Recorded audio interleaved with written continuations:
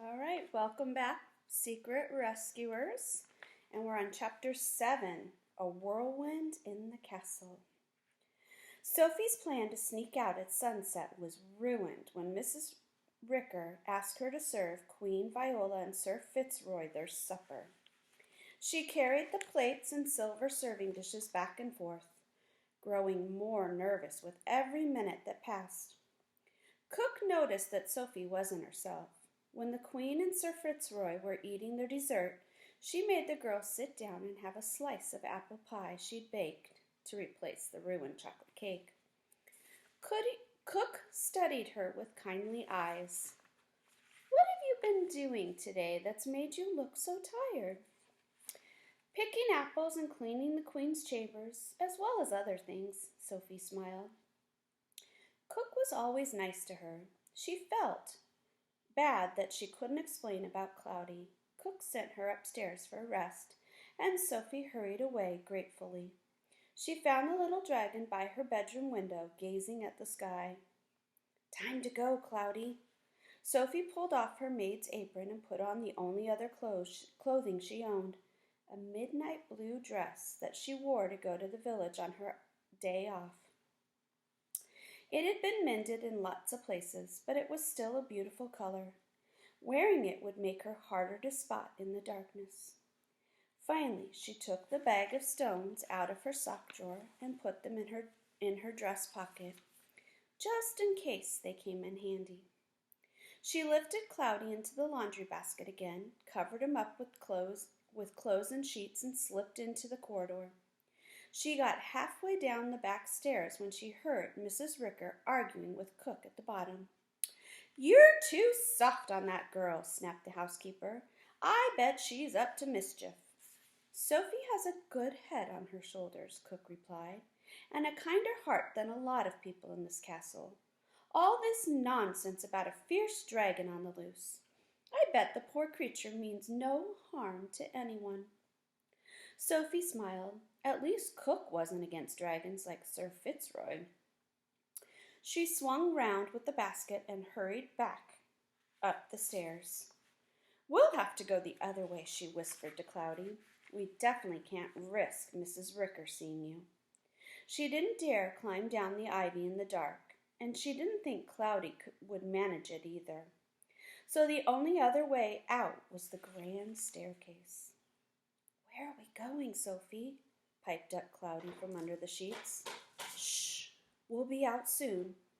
Sophie crept along the thick red carpet and down the wide staircase with its golden handrails. She could get into big trouble for this. She wasn't supposed to bring washing baskets down the grand staircase at all, let alone one with a dragon inside. Voices were drifting through the big arched doorway that led into the grand banquet hall. Queen Viola and Sir Fitzroy must still be in there eating apple pie and drinking coffee.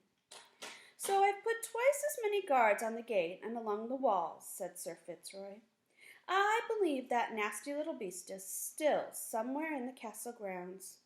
But we'll find him, and then he'll be sorry." "Thank goodness I have you defending the castle, Sir Fitzroy," said the Queen. "I've never liked magical animals. How can you trust a creature that breathes fire or sings to the stars?" Sophie's cheeks reddened. She was glad that Cloudy didn't understand what Queen Viola had just said. How could she think such things? Cloudy was so sweet and lovely, and his storm magic was amazing. Sophie reached the bottom of the stairs and held her breath as she tiptoed past the huge doorway to the banquet hall. She could see Queen Viola at the table wearing her gold crown. Sir Fitzroy sat opposite, clothed in black velvet robe instead of his usual armor. Sophie walked faster, but the edge of the washing basket knocked against a silver vase on a table. The empty vase toppled over with a loud clang.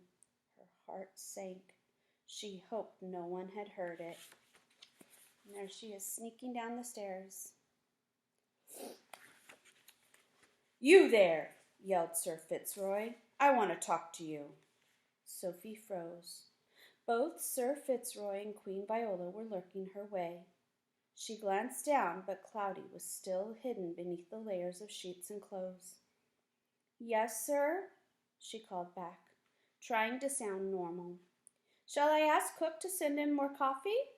"No, I don't want coffee." Sir Fitzroy's fierce eyes seemed to see right through her. "You're the one who was in the orchard when the beast landed, aren't you?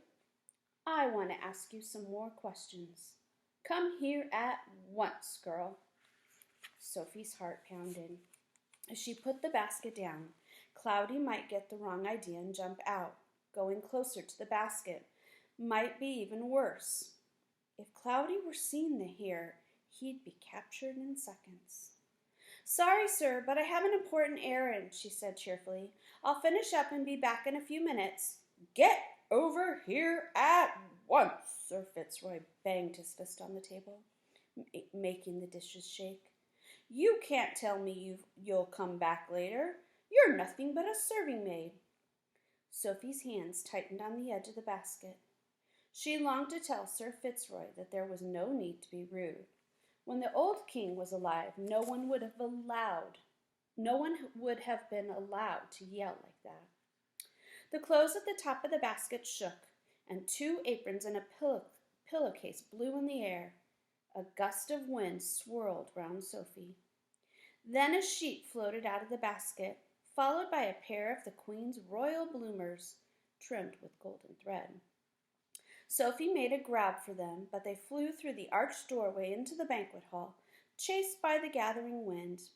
More clothes and sheets sailed into the hall as the wind became wilder. Stormy gusts whipped past Sophie, heading straight for the Queen and her favorite knight.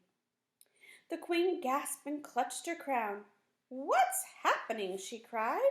"Is this some kind of spell?" "I will defend you, your Majesty." Sir Fitzroy drew his sword, only to have it knocked from his hand by the wind. Sophie's eyes widened.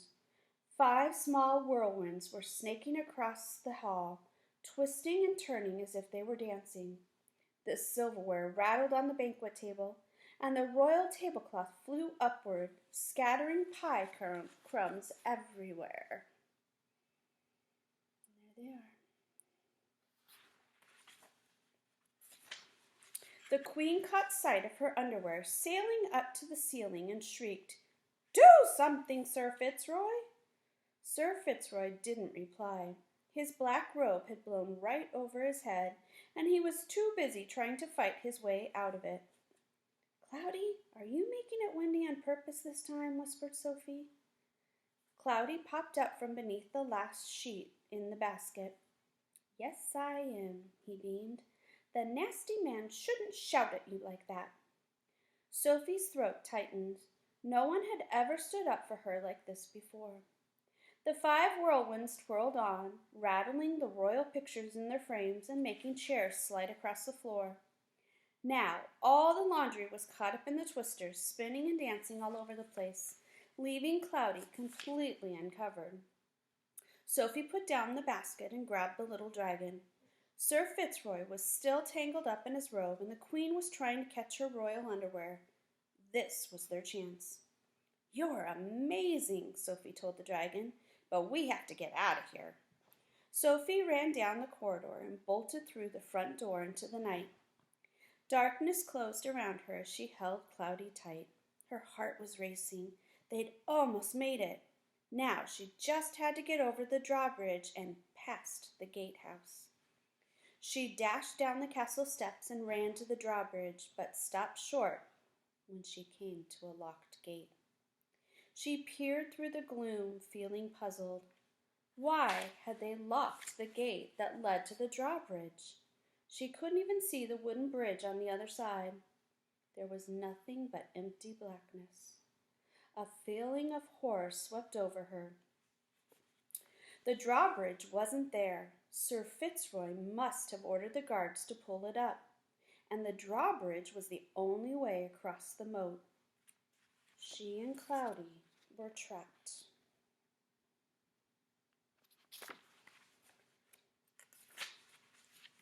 And that's the end of chapter 7.